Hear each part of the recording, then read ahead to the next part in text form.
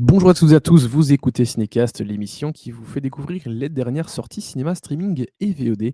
Avant de plonger dans notre film du jour, pensez à vous abonner sur votre plateforme préférée, à liker si vous êtes sur YouTube ou à laisser un avis sur votre appli de podcast.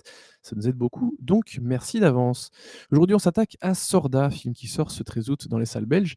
Et je pense qu'en France, il sortira mi-septembre. J'ai pas trouvé l'info exacte, mais voilà, ça sort dans un peu plus d'un mois environ, qui est Sorda, qui est donc un film réalisé par Eva Libertad, avec Myriam Garlo, Alvaro Cervantes et Elena Irureta, et qui nous raconte l'histoire d'Angela, qui est sourde de naissance et qui attend son premier enfant.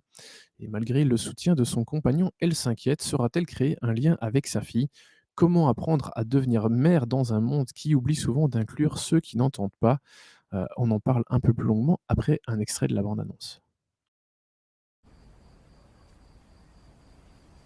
Lía. Bonito. Un poco modernillo. Sí.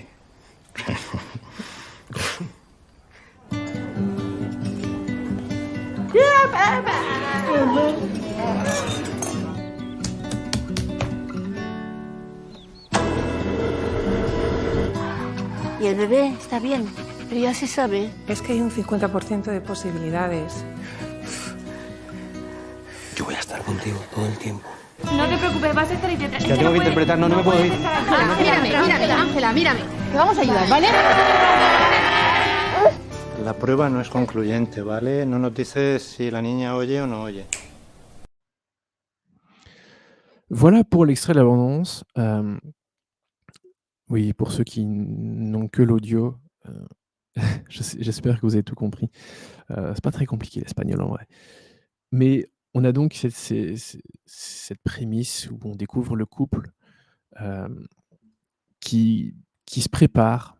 Mais comment est-ce qu'on se prépare véritablement à une naissance? C'est déjà pas évident, hein, d'accueillir un futur enfant, quand on est, futur parent. Mais c'est encore, moins évident quand la mère, dans ce cas-ci, est sourde. Parce que ça veut dire que, heu, la préparation est encore plus intense et compliquée.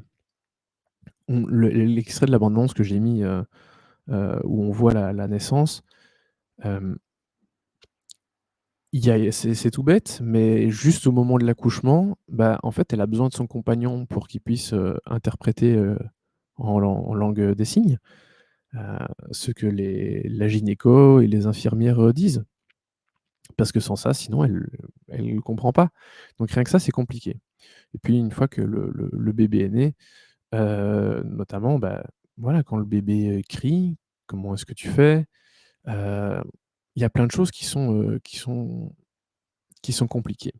Et elles sont compliquées parce que le personnage, hem, elle pourrait mettre, des appareils auditifs, mais ça a jamais été, super.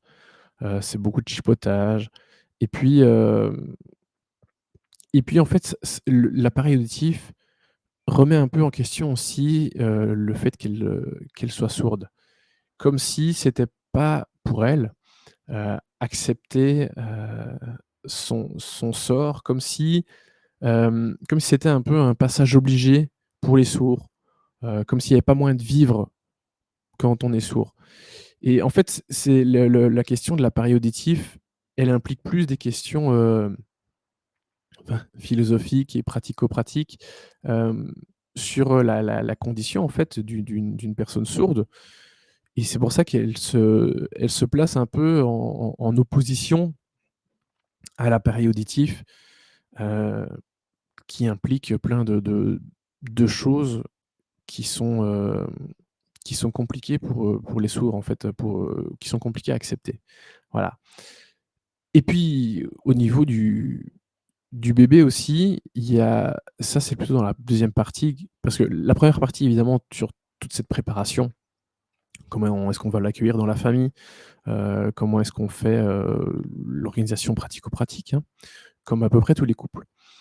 Mais il y a aussi, et cette chose, cet élément qui est très important, c'est que, je l'ai dit, son compagnon, lui, il peut interpréter parce qu'il est pas sourd. Mais il y a aussi ce truc de comment est-ce qu'on va, comment dire? Éduquer l'enfant. Parce qu'il va devoir apprendre, bah, l'espagnol, hein, c'est la langue, de son pays, son père la parle, alors ils savent pas encore si elle entend ou pas, si, la mère a transmis ce gène ou pas, mais donc elle va devoir apprendre l'espagnol, mais elle va aussi apprendre, la langue des signes. Et le père, évidemment, comme tout être, humain qui est voyant, qui entend, qui parle et cetera, ben, va se mettre à parler à son enfant, voir s'il entend, donc il va lui parler de vive voix, et donc il va parler. Ce qui et c'est vraiment ça qui est hyper intéressant dans cette deuxième partie du film, hem, exclut quelque part, sa compagne. Et donc la deuxième partie s'intéresse vraiment sur comment trouver un équilibre, en fait, comment faire en sorte pour que la vie de couple continue et reste inclusive. Et parce que en fait, la mère va se sentir de plus en plus exclue pour plein de choses, si bien qu'elle-même va s'exclure encore plus quelque part. Elle va pas vouloir, faire certaines choses, heu et même, en fait, au début, quand elle tente, il y a toujours cette barrière de, bah, elle est sourde, et donc elle comprend pas toujours ce qui se passe. Voilà. Que ce soit à l'école, enfin à la crèche et cetera, chez les médecins, voilà, il y a plein de choses. Hem, donc elle va traverser, j'allais dire une espèce de crise postpartum, mais qui est pas la même qu'une mère entendante, pourrait avoir, mais qui a vraiment, une espèce de voilà, de crise identitaire et d'appartenance. Elle n'appartient presque enfin, c'est un sentiment qu'elle a, de ne plus appartenir à sa propre famille, d'être rejetée, alors que pas forcément. Et en même temps, comme elle-même crée aussi enfin, accentue ce rejet qu'elle ressent, ben, son compagnon va aussi, remarquer ça. Et donc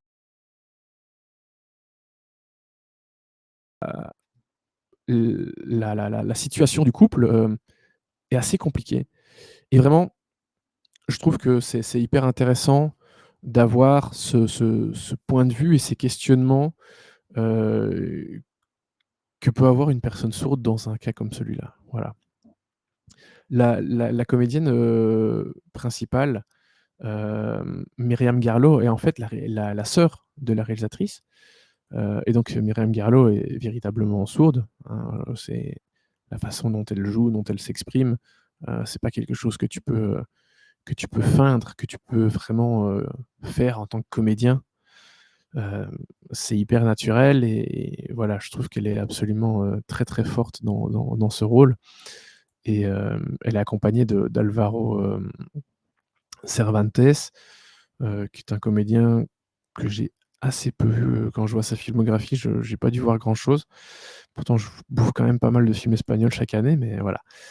Qui est très bien aussi dans le rôle du père. Et bah, évidemment, il faut souligner le travail de la réalisatrice Eva Libertad qui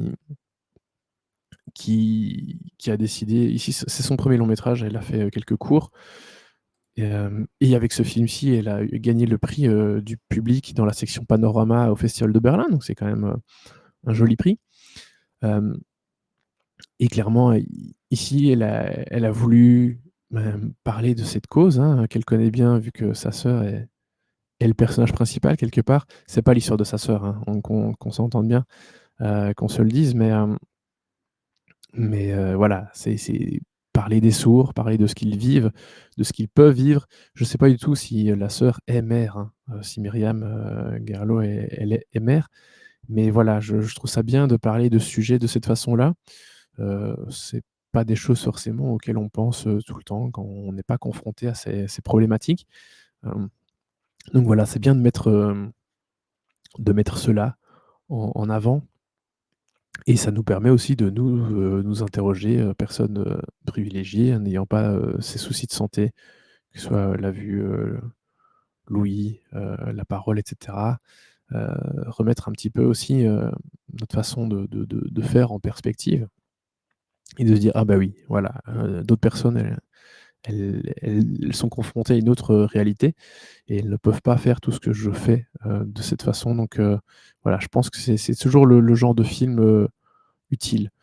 Après, je trouve qu'en termes ça devient vite académique, en termes de mise en scène, en termes de rythme et cetera. Donc voilà, je trouve que ça manque un petit peu d'engouement, mais ça reste un beau film, un beau premier film, qui est assez remarquable, au niveau du traitement de sa thématique et surtout de l'interprétation de ces comédiens. Donc pour moi, c'est quand même un beau 2 étoiles, hem, mais voilà, ça aurait clairement pu être mieux, heu et pire aussi, cela dit.